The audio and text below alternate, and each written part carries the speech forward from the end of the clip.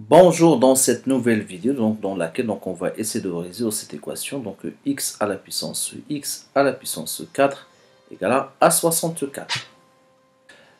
Donc premièrement, il ne faut pas confondre donc x puissance x de tout à la puissance 4. C'est différent de x à la puissance x de tout à la puissance 4. Parce que ça, donc, si on a x puissance x de tout à la puissance 4, bah, normalement donc c'est x à la puissance 4x, qui est différent de x puissance 4, voire qu'on aura 4x qui n'est pas égal à x puissance 4. D'accord? Premièrement, donc on va essayer donc de mettre tout à la puissance 4. D'accord? Donc on sait que si on a a à la puissance n de tout à la puissance m, c'est égal à a à la puissance n fois m. Et là, le x puissance 4, c'est comme si donc ça, c'est m, d'accord, fois n. Donc ça sera x puissance 4 fois 4 égale 64 puissance 4. Bien sûr, donc si on a a à la puissance n fois m, c'est la même chose si on a m fois n. Donc la multiplication est commutative. Par exemple, si on a 2 fois 3, bah, c'est la même chose que 3 fois 2. Donc là, on pourra écrire ça sous forme de x puissance 4 fois x puissance 4. Donc là, on voit juste, donc on a changé x puissance 4 fois 4, c'est égal à 4 fois x puissance 4. Il y a toujours 64 à la puissance 4. Donc, et puisqu'on a a à la puissance m fois n, donc ça sera a à la puissance m de tout à la puissance n.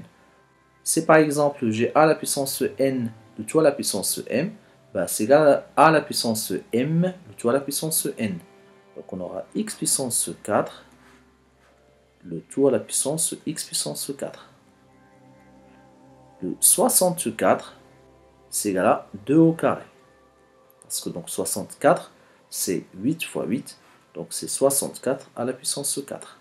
Et bien sûr, donc on sait que si on a a à la puissance n, le tout à la puissance m, on fait n fois m. Donc ça sera x puissance 4, le tout à la puissance 4, égale 8 à la puissance 2 fois 4, ça fait 8. Donc là, si on pose par exemple x puissance 4 c'est égal à grand x, ben là on aura grand x. Et puisqu'on a posé x puissance 4 c'est grand x, ben là on a x puissance 4 égale à grand x. Cela veut dire que égal à 8 puissance 8. Donc qu'est-ce qu'on remarque? Ben, on a grand x à la puissance grand x égale à 8 puissance 8. Donc par identification, on aura le grand x c'est égal à 8. Bien sûr, donc le grand x c'est quoi? C'est x puissance 4 égale à 8. Donc si on a x par exemple à la puissance n égale à a, avec a est positif et le n il est pair, comme par exemple n au carré, n puissance 4, bah, x égale à plus ou moins la racine nème de a. D'accord? Par contre, si le a il était négatif, donc dans ce cas-là, n est pair, donc on n'aura pas de solution. Et dans le cas où n il est impair, bah, on n'aura qu'une seule solution.